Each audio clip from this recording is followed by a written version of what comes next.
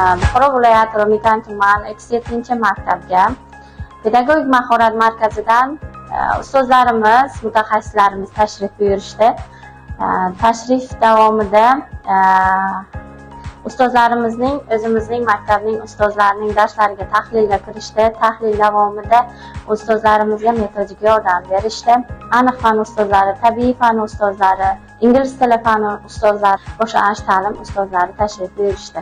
Tashrif davomida o'quvchilarimiz va o'qituvchilarimiz bilan professor psixolog ustozlarimiz tomonidan turli xil treninglar o'tkazildi va yakunida esa ustozlarimiz bilan birgalikda seminar tashkil etildi. Bu seminarda o'zimizga tegishli bo'lgan yangiliklardan boxabar bo'ldik va o'zimizni qiziqtirgan savollarga javoblarni oldik.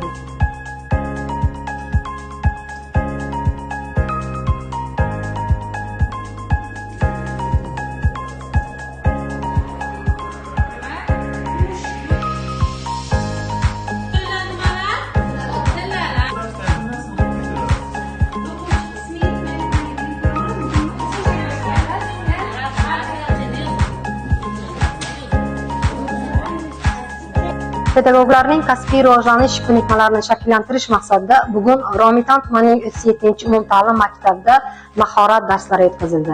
Ushbu seminar treninglardan asosiy maqsad pedagoglarimizga raqamli ta'lim texnologiyalari to'g'risidagi bilim, malaka, ko'nikmalarini shakllantirishdan iborat.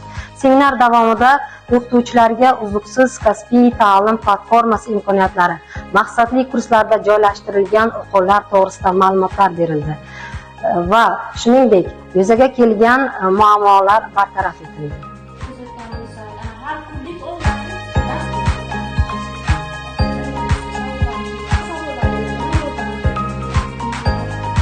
Pedagogik mahorat markazidan bugun ustozlarimiz, bir necha ustozlarimiz tashrif buyurishdi. Darslarimizda anchagina ma'lumotlarga ega bo'ldik. Bugungi kun hayot haqida, o'qituvchilar tarzi, qanday tarzda o'qituvchilar dars o'tishi to'g'risidagi ulardan olgan bilimlarimiz biz yoshlarga anchagina ko'maklashdi.